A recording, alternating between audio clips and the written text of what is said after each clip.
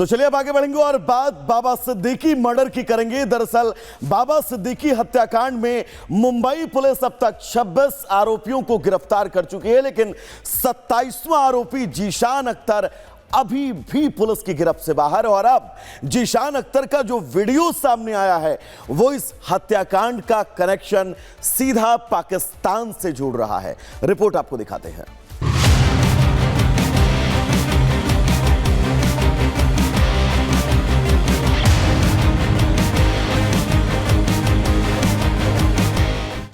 बाबा सिद्दीकी हत्याकांड मामला एक बार फिर से सुर्खियों में है। वजह है इस मामले का मुख्य आरोपी जीशान अख्तर।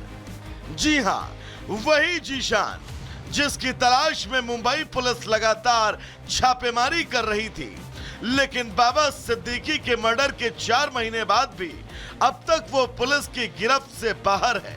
अब जीशान ने खुद एक वीडियो जारी करके ये दावा किया है कि वो भारत से फरार हो गया है और इसमें उसकी मदद एक पाकिस्तानी गैंगस्टर ने की है। साथ ही वो अपने दुश्मनों को मार गिराने की धमकी भी दे रहा है। पहले आप वो वीडियो देखिए, फिर आपको उस पाकिस्तानी गैंगस्टर की क्राइम कुंडली भी बताएंगे, जिसकी मदद से जीशान भारत से भागने का दावा कर रहा है। मेरे पे इंडिया में बाबा सिद्दीकी वगैरह वाले केस लगा रखे हैं, तो इस मुसीबत के समय में मेरा साथ दिया शहजाद भट्टी भाई ने। उसने मुझे इंडिया से निकाला है और मैं एशिया से बहुत दूर हूँ। तो सुना आपने, ये वीडियो खुद बाबा सिद्दीकी के मर्डर के आरोपी जीशान अख्तर ने जारी किया, जिसमें वो पाकिस्तानी गैंगस्टर को अपना बड़ा भाई बता रहा है और भारत से निकलने में मदद करने के लिए उसका आभार जता रहा है।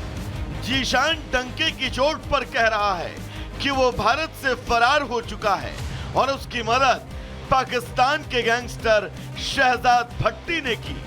ऐसे में अब आप सोच रहे होंगे कि ये शहजाद भट्टी कौन है जिसने भारत से भागने में जीशान की मदद की।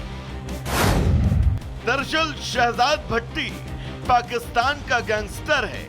अंडरवर्ल्ड के बड़े बड़े सरगनाओं के सितार जुड़े हैं। शहजाद पर हथियारों की तस्करी के आरोप हैं। इसका नेटवर्क पाकिस्तान, दुबई और कनाडा तक फैला है। शहजाद का फारूक खोखर के साथ कनेक्शन है, वही फारूक खोखर जो पाकिस्तान का मशहूर माफिया है। बाबा सिद्दीकी मर्डर केस में लॉरेंस बिश्नोई गैंग का नाम सामने भी आया।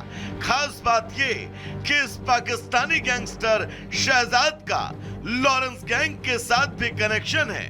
कुछ महीनों पहले लॉरेंस और शहजाद का वीडियो भी वायरल हुआ था, जिसमें दोनों वीडियो कॉल पर बात करते दिखे।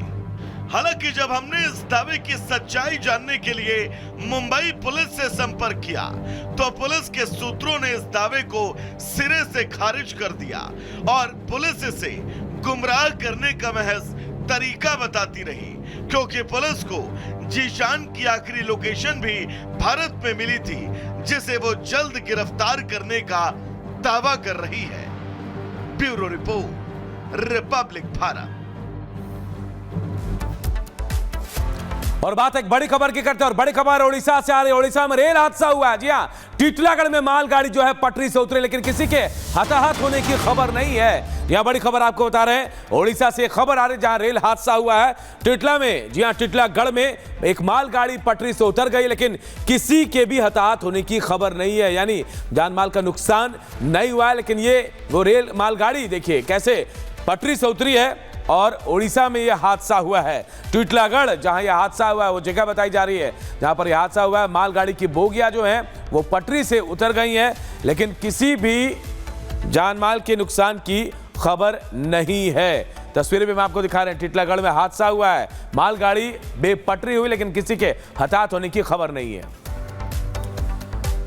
तो चलिए अब आगे बढ़ेंगे और बात महाराष्ट्र की सियासत की करेंगे। दरअसल महाराष्ट्र की राजनीति में देवेंद्र फडणवीस और दूसरी तरफ एकनाथ शिंदे, और इन दोनों के बीच अब शीत युद्ध की चर्चा जोरों पर है। इस बीच शिंदे ने उनको हल्के में ना लेने की जो चेतावनी दी है, उस चेतावनी ने इन अटकलों को अब और तेज कर दिया है। हालांकि दोनों नेता आपसी मनमुटाव की खबरों को सिरे से खारिज कर रहे हैं, लेकिन लोग कह रहे हैं ऐसा है नहीं। रिपोर्ट आपको दिखाते हैं।